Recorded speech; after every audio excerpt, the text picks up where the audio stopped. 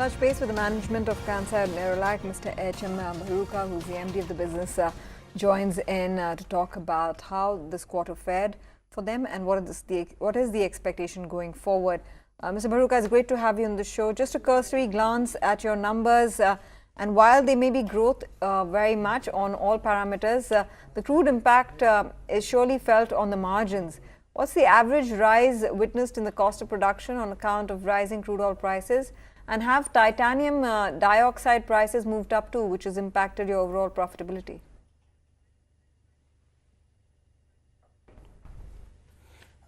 So you're right, growth has been good. As I have been saying, double-digit growth is expected, and decorative has done better than the industrial, but both have given a double-digit growth, and volume growth also has been good.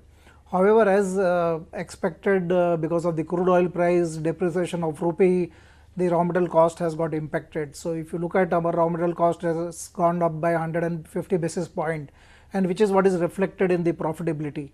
Though we are showing about 7% growth in the EBITDA margin, but the profitability has gone down by 150 basis point, which is purely because of the raw material cost. And so what's the trend that you can tell our viewers on margins going forward from here? Would you keep the baseline of 15%? Is there more margin erosion in store? Can you keep it up with 16-17% odd?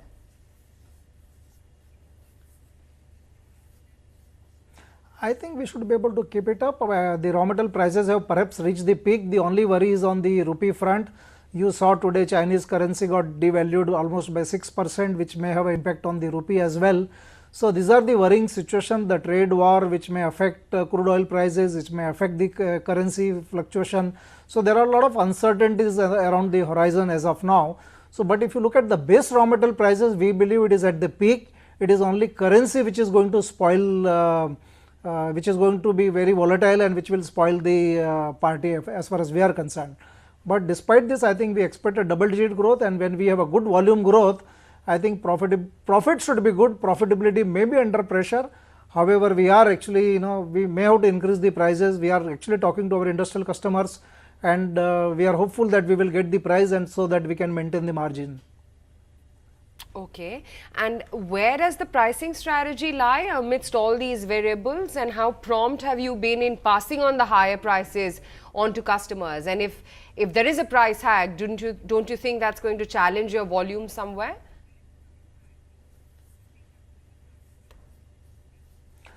I think volume will not be challenged. Volume, I think we still expect a double-digit volume growth. And as far as decorative business is concerned, we have been able to pass on the entire increase, and that is why decorative profitability is good actually. In fact, it has gone up marginally. The pressure is only on the industrial front, where we deal with the OEM customer, which are contract based, and it takes time for us to negotiate and get the price increase. At the same time, we are also conscious when we have a good volume growth. I think if company can absorb some of this cost increase during such time, we believe we should do it, because volume growth is good. You don't want to disturb that volume growth. It is not only profitability which we should look at, and if you look at long term picture, I think long term picture remains very intact, and even at this raw material increase in price or crude oil increase in price, I think numbers we believe are very good.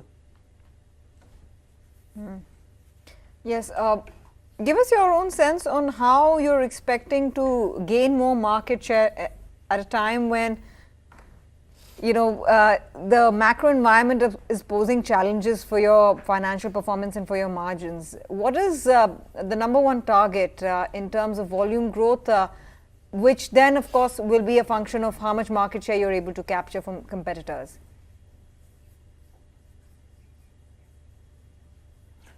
So we don't have a numbers of other industrial our other colleagues as of now, but we believe we have done reasonably well. I think last 3 years we have been doing better than the industry average.